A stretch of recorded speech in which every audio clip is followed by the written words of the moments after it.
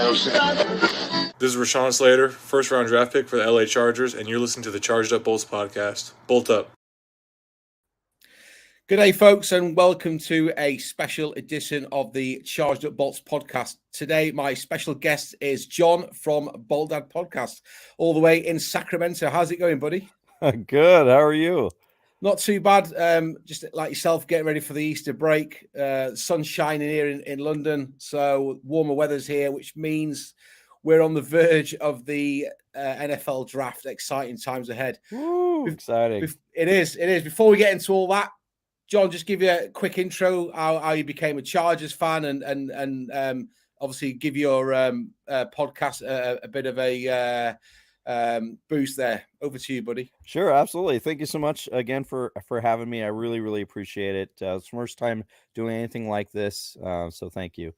I would give you a little bit of background on who I am. Sure. So long story short, I grew up in San Diego.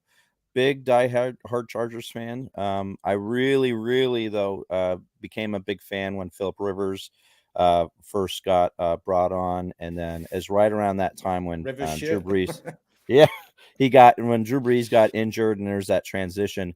Something about Philip Rivers' bravado, the way he approached on the field, his demeanor, I liked. It was raw, but then off the field, I really connected with him. He, never cursed, as we all know now, but at the time, people didn't really pick up on that. And I don't know. I just like that. He was always about faith, family, football, and those three things. He just seems such a pure-hearted human being that somebody I could kind of live up, aspire to be that type of person. And I know that sounds cheesy, but I could never be the type of fan that just followed somebody because they happen to be on my team. I have to really like this person as an individual to want to buy their jersey, say. So, luckily the Chargers, not only were they in my city, but they were, they had a history of bringing on really high quality, high caliber character players, not just great quality players on the field, but also off the field, maybe even to their detriment in some cases. Right. But, Philip Rivers, LaDainian Tomlinson, Antonio Gates, Sean Merriman, all those people, just, I fell in love with them. And then that carried on, to LA. Obviously there was a lot of, transition, and just, I'm sure you're aware, but just in case you weren't, people in San Diego don't necessarily like people in LA, and vice versa. There's a lot of salty fans still out there. I mean, yeah. I'm still sitting on my Twitter feed. F. Spano's Twitter handles are still out there. People just can't let it go. Yeah, we see it. I'm one of those that I'm kind of unique in the sense that, like I said, I grew up in San Diego, but I went in the Army. And then when I got out, I ended up going into living in LA with my grandparents at the time when I was still younger. So I actually lived in the Valley, right in Woodland Hills area in Los Angeles for 6 years. And so, I relate to LA. I love LA. I love a lot of people, a lot of family, a lot of connections there still. So when they moved to LA, I wasn't quite as hurt as people if I had maybe lived there my whole life. So and now with family, kids, work as it goes, I'm now up in Northern California, still representing the Bolts as much as I can, probably even more so now, just because out of maybe pure need, desire, desperation to connect with the fan base. And there's something, I will say this, there's something about when they moved to LA, it weeded out a lot of the people that maybe they were diehard fans, I'm sure, when they were in San Diego. Weeded out a few people, but the people that were truly fans that wanted to come back, they gravitated back. They might still be bitter about Dean Spanos' ownership, and legitimately, rightfully so, but they couldn't resist, and they kind of are trickling back. And now we have a new fan base that's really kind of kind of generating in LA, and it feels new, it feels different, it feels exciting and unique. And now you have people like Jen Mills, who is just blowing up on Twitter, and but not just on Twitter. I mean, it's crossing into the real world now. How she's now almost becoming this, representative of Los Angeles Chargers in the community, and it's organic, it's real, it's exciting, and I don't know, it felt like the right time for me to finally become active on Twitter, to become more engaging and more interactive with the fans, just because I've been kind of a lingerer on Twitter in the background for a long time, and I was like, you know what, I'm going to actually create a new handle and engage with people, and really, and it's been nothing but incredible feedback. I love it, and so it's the best of both worlds. You got great football team product on the field, and now an incredible new brewing, rejuvenated fan base that's somehow, against all odds, growing in the LA market, and still has a lot of San Diego fans that are passionate, that care too. Yeah, there's that little bit of, beef here or there, but people, they seem to love the Chargers, and it's been heartwarming to even be in the conversation now with these people. Yes, it's amazing. I want to come back to 2 points. First of all, Antonio Gates, end zone 85. There's a reason why that 85 is in there. I want to talk about Philip Rivers. We're both ex-Army veterans. I was a Thank you for your service, by the way. Ditto. So I served in 4 tours in the Middle East, 2 tours in the Balkans, Northern Ireland. Now, one thing that I know a lot about is leadership, and I know when I can see a leader. And there's a handful of people in sport that really, really inspire me. One's Jurgen Klopp, the Liverpool manager. I would work for him for free if I had the opportunity. If he wanted me in work at 6 o'clock, I'd be there at 5:30. I just think he's got this presence. And Philip Rivers comes across in that same manner.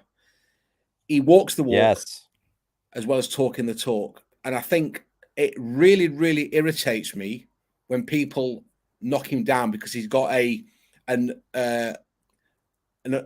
sort of a different throw to most quarterbacks. He's got that unorthodox throw.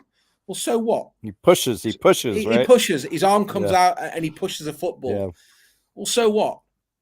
You look around the league, and you if you're a GM, and if you actually got a GM on 1-to-1 and said, looking back through those years, would you want Philip Rivers on your team? It wasn't mobile. We know this. I'm pretty sure most people would say yes. I mean, there's a reason why he passed as many yards as he did, and there's a reason why he played as many games as he did. Fortunately for us, he handed over the baton to an incredibly talented Justin Herbert, and we are so lucky. I mean, it's true. We're lucky. So before we get into Justin Herbert, because we could talk about him for ages, I do want to talk about Rivers. Absolutely.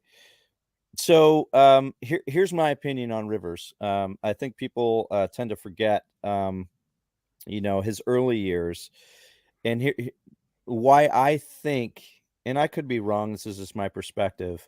Why on the national media, the national conversation, and I guess international conversation, of why Rivers kind of had this, people didn't like him. And I think it started from one point and one moment, and that was Jay Cutler. I don't know if you were around or a fan yet. Jay okay. Cutler. Yeah, Bears, so Jay Cutler, when he was with the Broncos, there was a scene early on. People loved Jay Cutler at the time. Not to say that they don't now, some people, but at the time, people were in love with him. He had this gunslinger arm. He could throw it a mile. He was kind of the cocky bravado. People loved him. And here was Philip Rivers, and there's this one scene, I'll never forget it. Jay Cutler was saying some type of smack, some type of trash talking, but they didn't catch that. what they caught and it went on national television was Philip Rivers chirping back, talking smack, to Jay Cutler. But nobody saw Jay Cutler's how he handled it. They only saw Philip Rivers. And immediately the national narrative turned into, oh, Philip Rivers is a trash talker. He, and then all of a sudden, as soon as that happened, now all of a sudden, all the cameras sideline, they're going to focus on Rivers. And when he has some sort of emotional outburst, tirade, whatever it is, dadgummit, whatever it is, it was, oh, this guy's emotional. He overreacts. He's the new Ryan Leaf. Like, he can't handle it. And it's the furthest from the truth. I mean, if you watch him in his press conferences, like diehard fans tend to do after the games, he might say, yeah, I was emotional. Yeah, I was a little bit, but then he's so articulate and so caring off the field and on the press conferences. And as he matured and every season had a new kid, a new daughter here and there, like you can't not be a humble person with, 100 million kids and daughters. Kids tend to humble you and wives tend to humble you pretty quick. So, the national narrative, I think that's when it kind of changed, and it's unfortunate. But I think people over the years, they kind of started to see, oh, he's more hokey, he's more golly, he's more this and that. But yeah, he never got the credit I feel like he truly deserved. No, I actually agree. And when he went to Indianapolis, I watched him there for his season and hoped that he would go on and try and achieve something that he'd never achieved. It wasn't to be. He's always going to be remembered as that draft class of quarterbacks. Eli Manning with 2 rings, Big Ben with 2 rings, and obviously Philip didn't get one. Unfortunate, and that's just the way it goes. But, I think we spoke before we came on air about why I was a Chargers fan and why I didn't go for the obvious routes of the New Englands or whatever. It's easy to do that, and it's not. It takes a lot of commitment. I mean, you're right. The Chargers fan base is growing. It's growing massively. There are Chargers fans in the UK, and there have been, and it's not this bandwagon thing. But John Ayres makes a good point. If there's bandwagon fans, so what? I read a stat the other day from a respected news sports media outlet. There's 500 million Liverpool fans on the planet. Probably less than 0.1% have actually been to Anfield. Liverpool don't care. If they're selling jerseys and improving the brand, why should that not relate to the Chargers? And you're right. I think, have we sold something like 55,000 season tickets for the 2022 season? When 4 years ago at the StubHub, everyone was pointing the finger and laughing and jibing. It's like, come on, all right, you can have your laugh and your jibe. You ain't going to be laughing and jibing for the next 2 or 3 years when we're knocking on the door of the Super Bowl, because I think that's where we're headed. We can get into that, in the remainder of this podcast, but we're almost one of those unfashionable teams. And I think you're right that the face of the franchise is now Justin Herbert in a phenomenal stadium, probably the best sports stadium on the planet. And that's not just me being biased. It's just absolutely amazing. There's a reason why it costs $5.5 billion. It's just we've got that. We've got the new brand, the new jerseys, and it's all coming together. And let's just talk about the new jerseys for a second. Yeah, the stadium's beautiful, but oh my gosh, the social media team in connection with unbelievable. Just out of this world. And then, they do everything correct. So obviously these jerseys have been gorgeous, powder blue, amazing. But then, combine that with the social media team's ability to, get the word out, know when to hype it up, know how to. And then when it got revealed, all the other teams kind of slowly revealed some other brands, but then the Chargers jerseys got revealed, and you're like, oh my God, like these are hands down gorgeous. The helmet combinations, everything. It's a little controversial with the numbers on the helmets. I personally love it. It's really old school. It's just amazing. Yeah, I could go on and on, but like, and then they come out with these yellow ones that aren't on the field. I don't know. I resonated well with it. I mean, John Ayres has got a great yellow jersey as well. I think he's got yellow pants to match. But the social media is fantastic. I mean, again, I'm not being biased. It's just my opinion. The All In series, in my opinion, is better than Hard Knocks. Oh my gosh! And I'll tell you why I think this is. Hard Knocks do a fantastic job, and they've done some brilliant series, and credit to the production team for that. But I think when you are ingrained within the building and it's your product and you're representing your team, I think it just gives that little bit of edge. I was talking to a guy the other day on a job interview, and I said the difference between doing social media internally and getting a third party to do it is when it's internal, people are living and breathing it.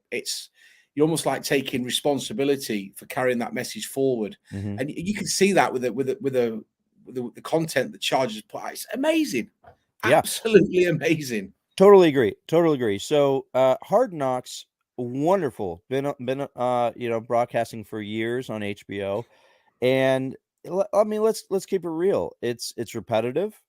Over the years, it's gotten a little stale. And I think I honestly think they saw what All In's been doing, and they attempted to do their own version with the Colts and the in season. I mean, that was pretty unique. Why would they do that? I think because they've seen the success of All In. I mean, and now All In is getting a up for a Webby Award for editing. I mean, yeah, the sound quality, everything.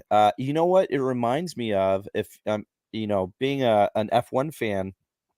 It reminds me of Drive to Survive on Netflix. If you haven't seen it, if you're not a fan of the Chargers and you watch that, how could you not become a fan, or at least appreciative of what they're doing? Exactly. I mean, I watched the Cowboys Hard Knocks. I think it was last season, and that opening scene with I'll use a military term, UAV, the drone. That was absolutely phenomenal when it went through Jerry World and the coordinate. I don't know how many of those they wrote off, but it was good. The finished product was awesome. But I didn't have any real connection with the rest of the program. I thought it was a bit flat, boring. And I know Dallas are one of those teams that people like to point a finger at. I've got nothing specifically against the Cowboys. They've got a hugely successful owner who lives and breathes Dallas. Yeah, the brand is on point. Yeah, it is. But and he obviously set the benchmark with the sponsorship years ago with the AT&T Stadium, etc. I just thought it was a bit flat. But yeah, the Chargers social media is knocking it out of the park. We now need to start knocking it out of the park on the actual field, and I think right. That's a great transition. Now let's quickly talk about Justin Herbert first. 2 seasons in, obviously started off at let's just say fortuitous from his perspective, unfortunate for Tyrod. I mean, look, we've already spoken about the fact that the West Coast media are a bit reluctant to shine a spotlight on the Chargers, and it really irks them to say, some of them say that Herbert is good, but we've got this thing on Charged Up Bolts where tier 1 is top 1 to 8 players. Second tier is sort of the next 8 block, and then you've got tier 3, which is down to 25 down to 32. In my opinion, Herbert is in the top bracket of that tier 1 pool, and you can't deny it. He's not had the best protection, and some of those shots he's taken downfield, he had no right to do. He's smart, he's humble, and he is absolutely brilliant. Yes. So, let's talk about his protection. That's actually interesting. So, the very first season, and I talked a little bit about Charger. My very first podcast, I actually talked a little bit about Herbert's journey, and to me, it's really, really interesting. So, and unique, frankly. So his first season, Yes, you're right. His protection was horrendous, and it seems like it's inevitable because it's almost like Bengals fans are so.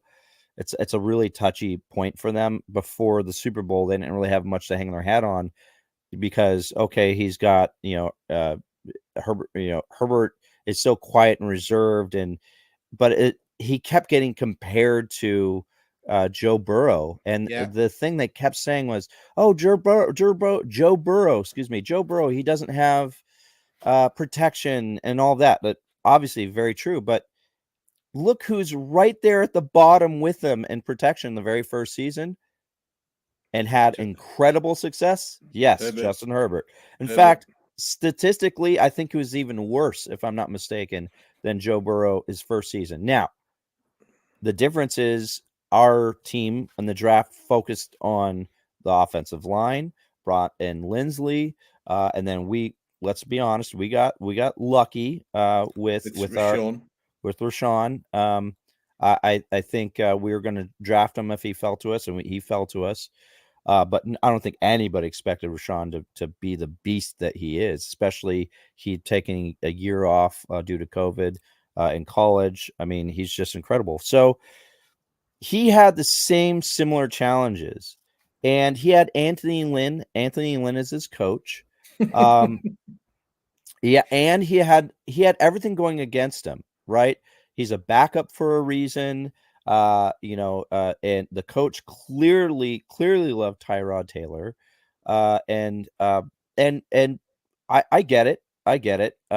But you gotta, as a NFL head coach, you have to be objective. Say, hey, look, this kid is pure talent. There's something there. And when he got his time to shine, second game into the first season, I mean, unbelievable. You're trucking linebackers. I mean, I'll never forget the I think it was the linebacker on the Chiefs, but he trucked him on the sideline. Pops back up, walks in, and then there's, thank God, Austin Eckler was mic'd up that day. He's like, "You straight cuckooed that dude, bro." He did. That was a big hit as well. I mean, if you look at Lynn, he come across as a very articulate person on camera, and then when you actually peel back the onion, I think it was Denver. I might be wrong. We were miles ahead at halftime. Herbert was slinging the ball all over the place. So what did we do in the second half? Trying to run the football. 3 and outs. We don't want to be predictable. Just win the game. Yeah. If your car's running 100 miles an hour on 99 octane, don't put diesel in the tank. Keep, yes. So I think it really comes down to a very old school NFL mentality, which is exactly what Anthony and I grew up with, being a being running backs coach of the Bills, and just being a kind of that old school pound and ground. And he didn't have the ability to adapt to our personnel, right? Our personnel was throw first, very obvious, and run second.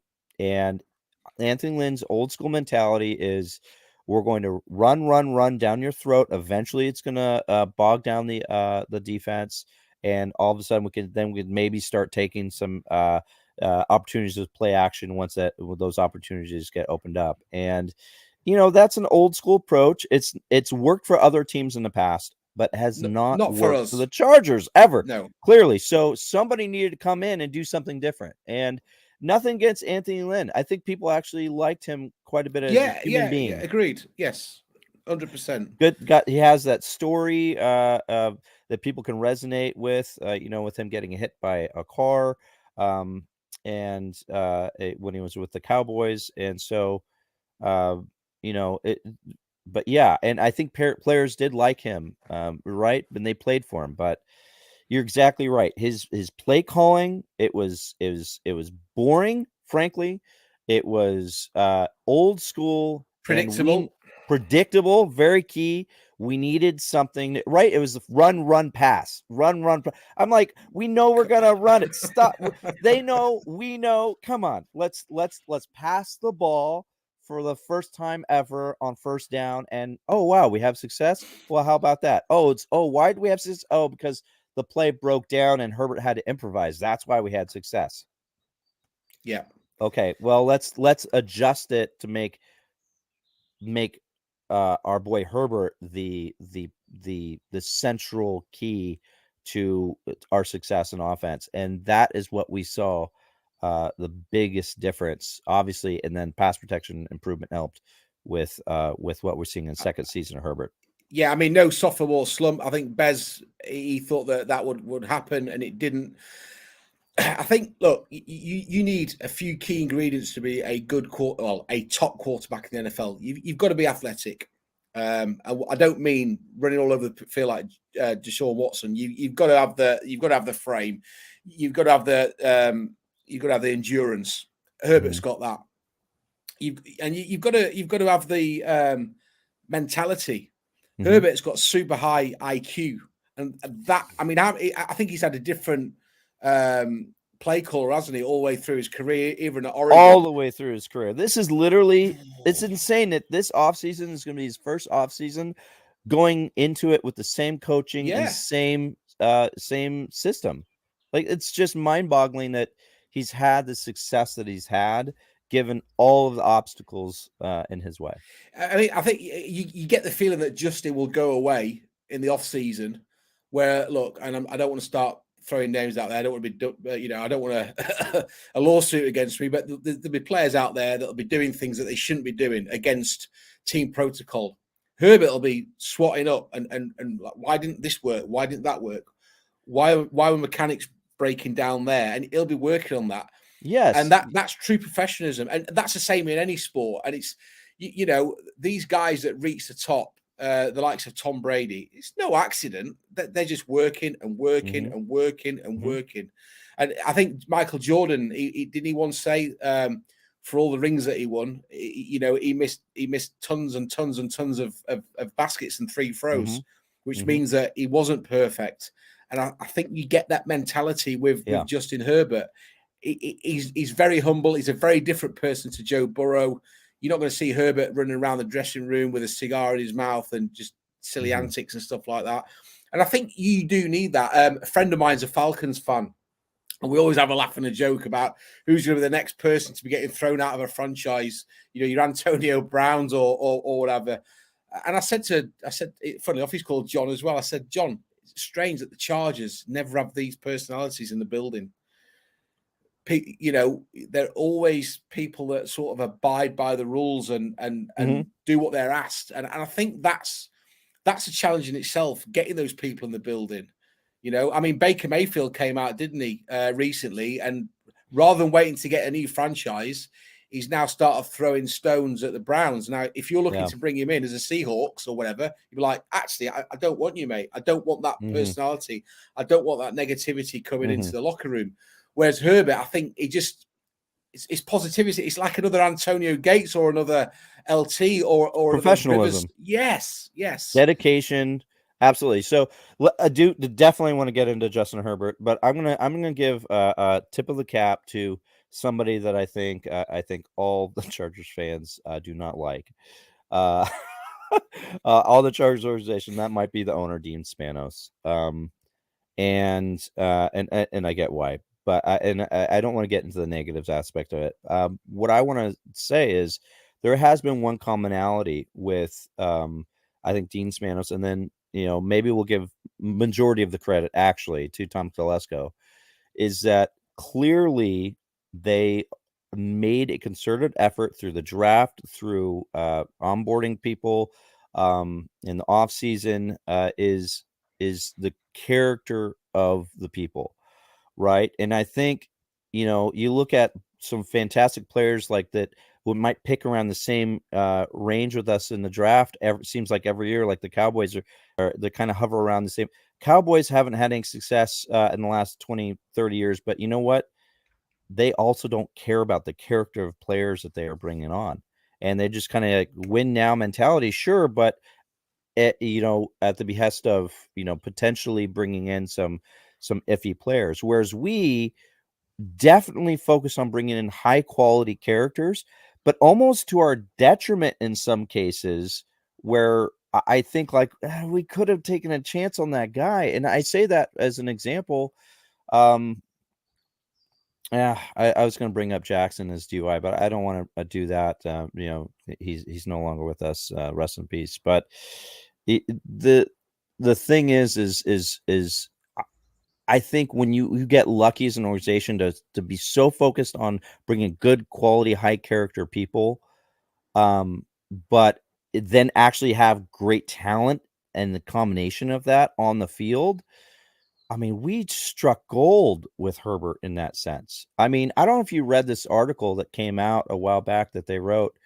And the one thing they talked about, which was hilarious, was Justin Herbert always returns shopping carts.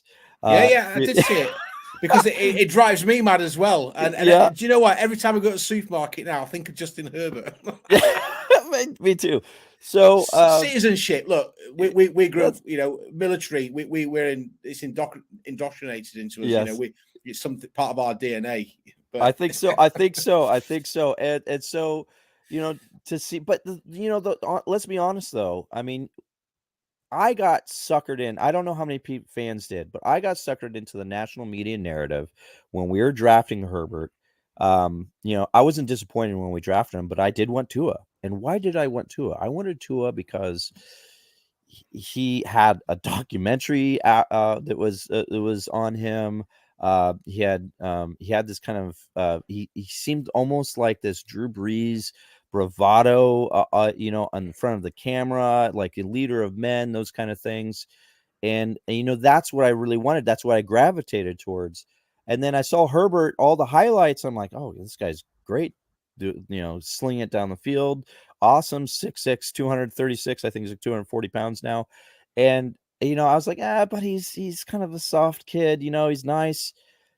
But you know what? He's everything but soft. God, it's like he's so much more than advertised. And I think even the Chargers, you just don't know what you got until you got. No, you don't.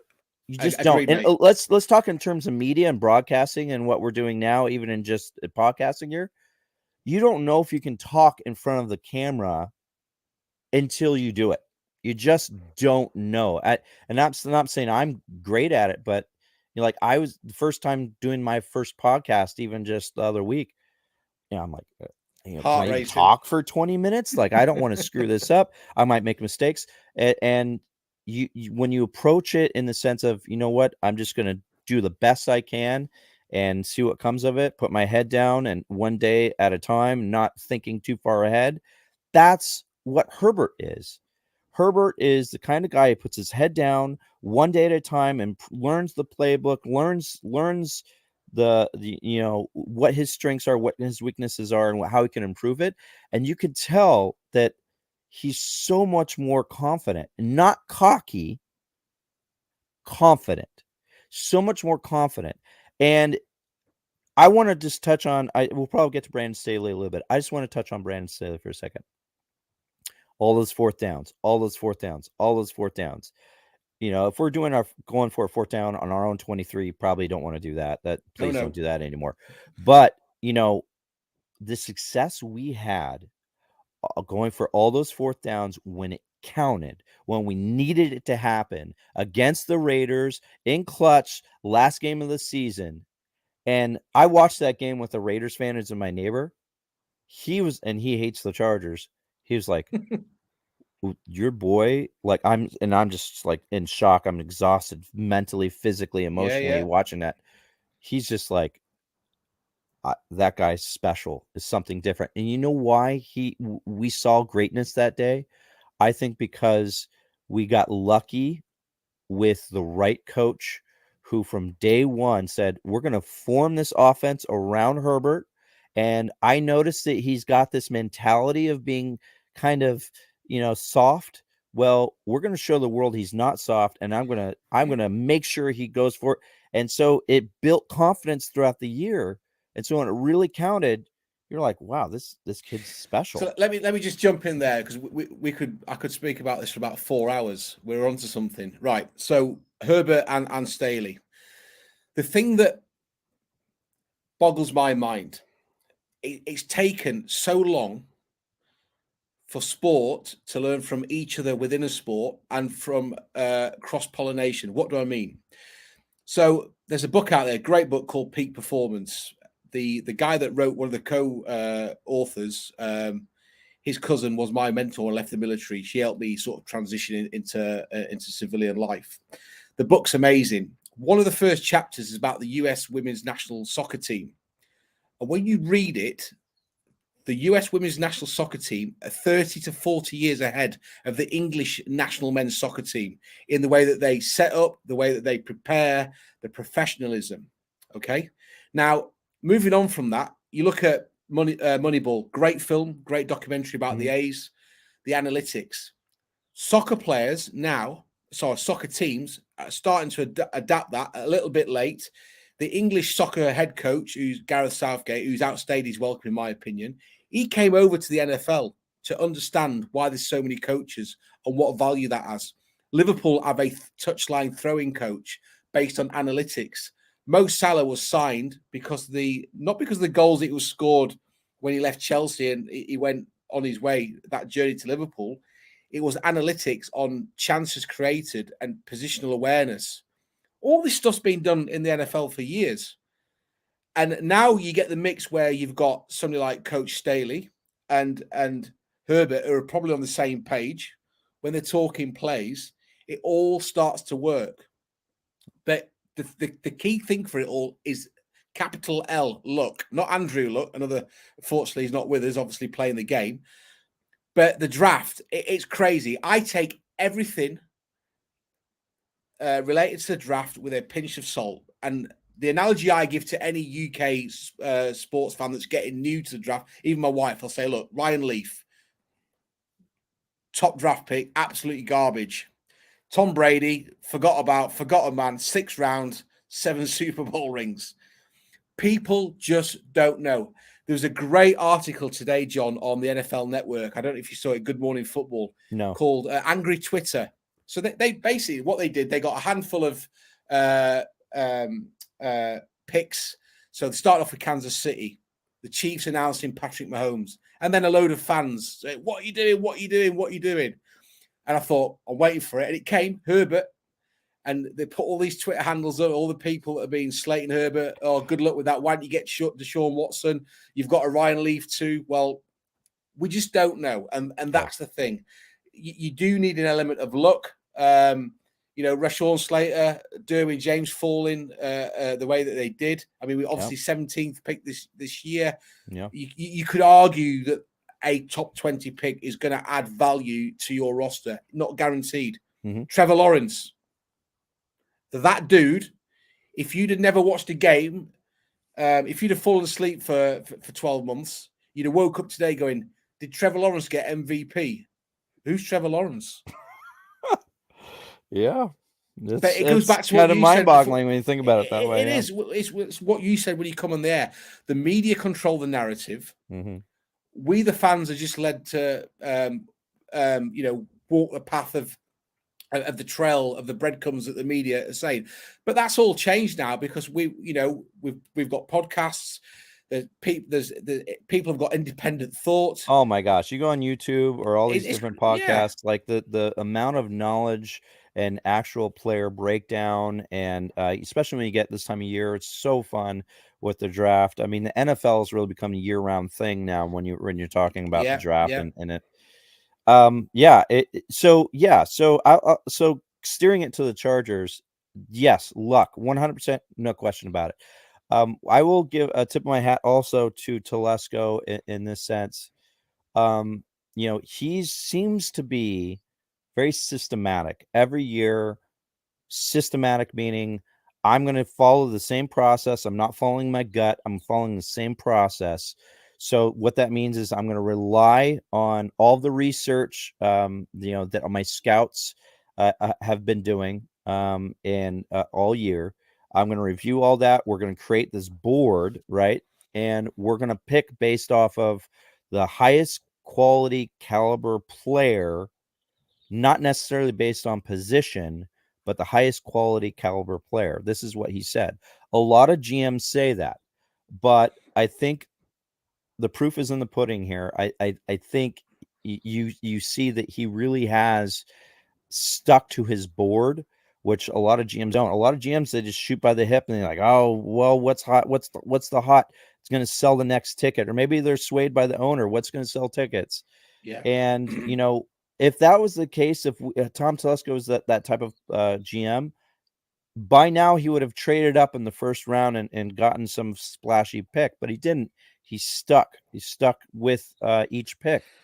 And I'll be honest with you, I'm not great at draft takes. It's if I was on Twitter actively at the time, I probably would have panned Bosa when we drafted him as high as we did. You know what? That's crazy to think about. Yeah. When I listened to radio. I didn't watch it. I was listening to radio live I'm like, Bosa.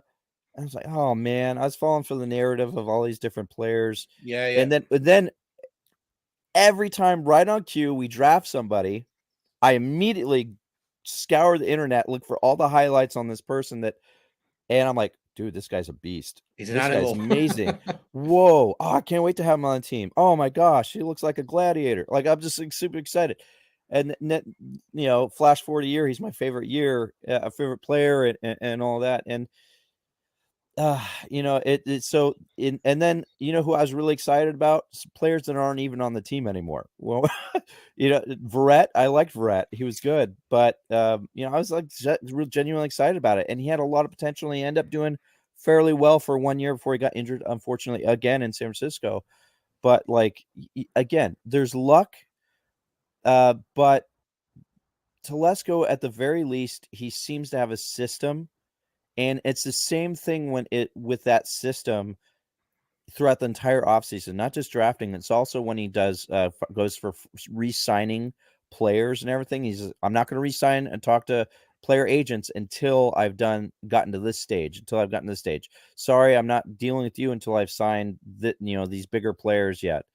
And I think that's gotten on the nerve of players in the past. How come you're not talking to my agent, getting me signed up right now? Like King, prime example. He's just he's so logical, so systematic. I'm sorry, that's just not how I operate. And I think it can be a little bit infuriating. But here's another thing about Telesco that is good and or bad. Take it with a grain of salt, how you like. He adapts to the coach. So his personality, it's almost like he's a blank slate. He just kind of so analytical type of person. He really changes his personality based off of the coaches that we have. So when we had Mike McCoy, boring. When we had, previous was Norv, but we're talking with Tom Telesco and then Anthony Lynn. It's like you could almost tell like he kind of changed a little bit, and now it's really making an impact difference with Brandon Staley, his go for it mentality. You could just see when you hear Tom Telesco when he's interviewing, he's like, he's being interviewed, like, it's our personality, it's our culture now as a team. And you're like, oh, okay, that's good. I'm glad it's all a little bit of talk, but that's good. No, yeah, yeah. Khalil Mack. I mean, who was not floored right before the opening of free agency? Do you know? I've got one gripe about the Khalil Mack. We just come off air. We just finished recording. Oh no! About 5 minutes later, Mack was announced. And do you know what? I am so hyped about Mack and JC Jackson because for me that changes the whole draft narrative. I've been saying all year that Telesco, because we obviously lost Melvin Gordon, and I think Bose has been struggling because he's been up front on his own. Yes, Chris Rumph needs some beef. He needs to put some serious pounds on in the off season. Yep. Artillery, Jerry, he's not that tier 1 edge rusher that we need. We wanted him to be so bad, but yes. I know. His Tillery, my opinion, he's got the physical tools. He just doesn't have that I'm gonna get you mentality. He doesn't flip a switch on the field consistently, and I think it drives me nuts. If you could take Derwin James's football brain and plant it into Jerry, we'd have some serious pass rush there. Oh, well, But somebody sasaid just put Derwin James on every position except quarterback, and he probably played quarterback as well. To be fair, look, I think that's. I mean, we'll talk about Derwin James now. I think it's a bit of a weakness, the fact that he plays so many positions, because he doesn't own one. And I don't mean that it's a weakness. It's a negative. It's a weakness, because I think the front office feel like, well, actually, if he goes down, Derwin will fill in. If he goes down, Derwin will fill in. Yeah. Do you know what I'm saying? It's almost like an insurance policy for the defensive backs. There's some big names coming out there about safety, McDuffie, Hamilton, etc. Mm-hmm. They said put either of those guys with Derwin at the back, it's good night. Tyreek Hill's obviously gone to the Miami Dolphins. The AFC West picture's completely changed overnight, with Russell Wilson coming in, with Devontae Adams coming in. I'm telling you now, it's a coin flip who's winning that division this season. I don't think the Raiders can do it, but I think they'll do some damage in the divisional games. So let's if it's okay, I'd like to dive into Derwin James, piggyback on what you're saying. So, Brendan Staley recently said, right, he was saying, we're going to build around him, like give him the tools, just like we talk about as a quarterback. You do that. So we did that for Herbert last year. We're going to do that for Derwin James this year. And, obviously we brought in JC Jackson. Woo-wee! Mr. INT, super excited about him. Awesome. So I feel like that's what he's going to do. And last year, Derwin James finally healthy, fantastic.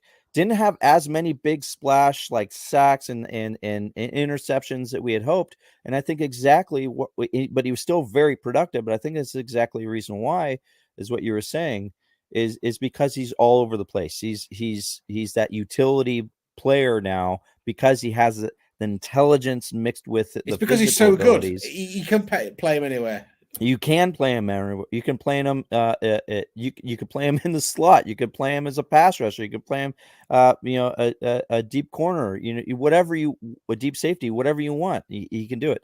But if you put the tools around him, I think he's going to be able to then centralize. Okay, the quarterback, I don't know in what world, I have no clue each play where he's going to be and what he's going to do. He's really going to be a lot more effective, exactly with these pieces. And knock on wood, cross our fingers. Health is the big concern, but quite frankly, we need to have more people that are around him. Quality. It's so he can do what he needs to do. It's the same as it's exactly what I said about Bosa up front. Bosa's getting gassed, and even when Melvin had his last season, you could see it. And that's what if Bosa gives 110%, if he's having to give 140%, it's just going to deplete him as the season goes on. And I think this is why the addition of Khalil Mack has changed the narrative, because I was convinced Telesco was going to draft up and get two studs in the first round, an edge rusher and an offensive tackle. That still might happen. I don't know, but I think there's less pressure now because we brought in Mac. I think Mac's going to be a game changer for us, quite frankly. So Mac, huge game changer. And then, I think under the radar, we've really solidified that defensive front. And I want to get into the draft a little bit, but I love Jordan Davis. I'm a huge proponent of his. He was in my second mock draft. He was Jordan Davis. A lot of people are like, okay, well, now post free agency, we don't need him. Let's focus somewhere else. Maybe he doesn't even fall right now because he's such a combine stud. But if we did bring him on, I certainly wouldn't be upset. And the reason why is because, yes, we have a lot of key pieces now up front. We're going to turn our weakness of stopping the run into a strength. Yeah, him coming on board would add depth to that, like not just depth, but quality depth. And as he gets stronger and better, I think he could be a huge impact player in the beginning this year now. So again, we don't know who's going to fall, to us. at 17 if we don't trade up. If we don't go Jordan Davis, I wouldn't be upset if we went a cornerback, another cornerback to really help us. Do we absolutely need it? No. But like somebody like Trent McDuffel, I wouldn't mind him out of Washington. Phenomenal player. Yeah. So I mean, there's a lot of players that we could have.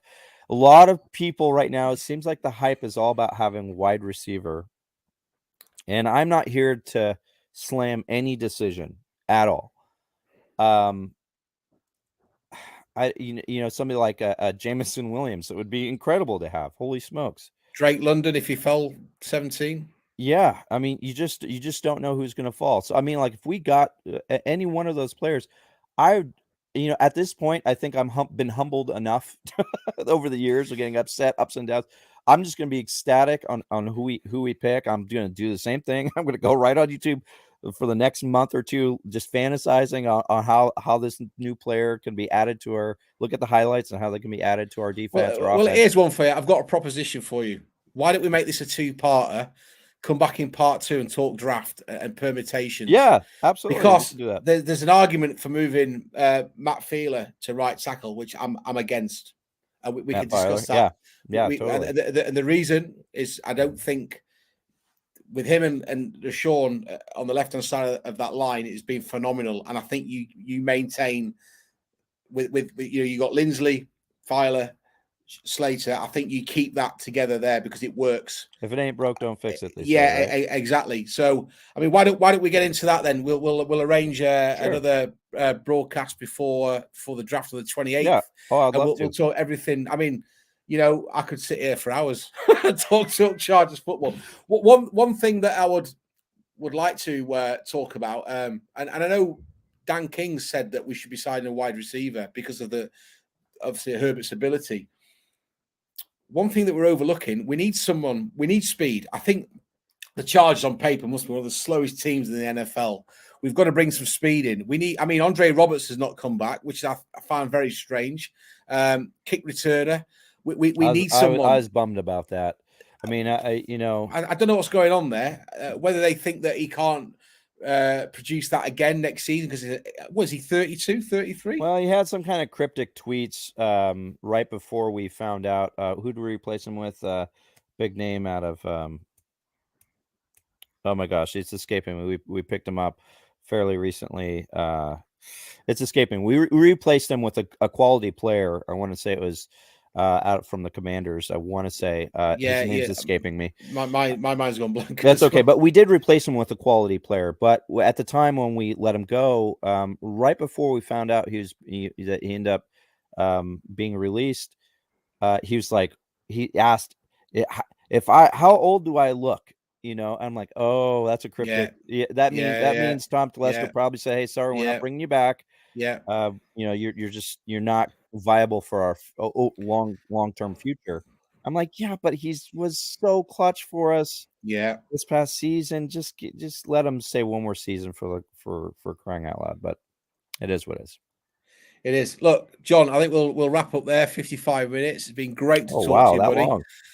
Let's talk offline. We'll arrange part 2. We'll dig into the draft. I'm sure the narrative will change. We'll God knows who will be signing according to the experts. But where can we find you on socials, buddy? Well, again, I can't thank you enough. Thank you so much for having me.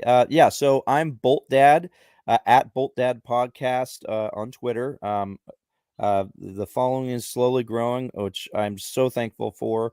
I have a lot of really ridiculous, over-the-top, silly, poor quality comedy skits and sketches on there. So take a look. There's more to come there.